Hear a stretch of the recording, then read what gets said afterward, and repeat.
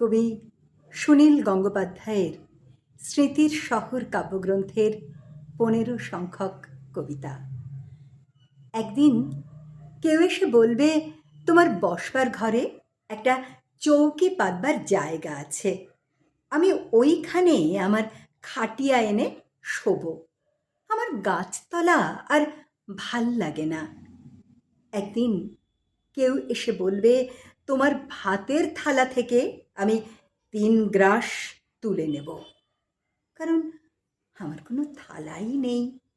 আমার অনাহার একঘেয়েমির মতো ধিক ধিক করে জ্বলছে, আর আমার ভাল লাগে না।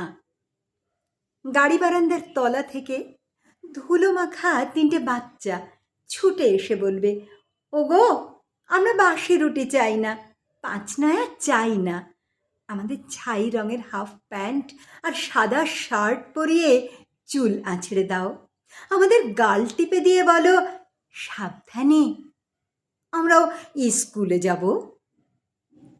একদিন কয়লা খনির অন্ধকার থেকে উঠে আসবে একজন কালো রঙের মানুষ। সে অবাক হয়ে বলবে, এ কি, আমার জন্য শোক সভা নেই কেন? ডিনামাইট নিয়ে আমি গিয়েছিলুম গভীর থেকে আরো গভীরে। আমি ফিরিনি, কিন্তু তোমাদের জন্য আগুন এসেছে। আমার নামে তোমরা কেন নাম রাখনি শহরের রাস্তার? তবে এসব রাস্তা কাদের নামে? তাদের তো চিনি না।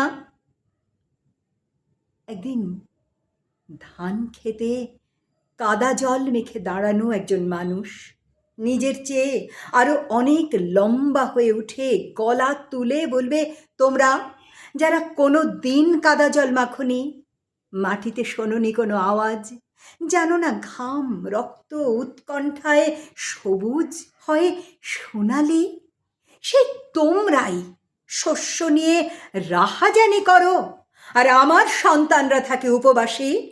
তোমাদের লজ্জা করে না? আমি আসছি।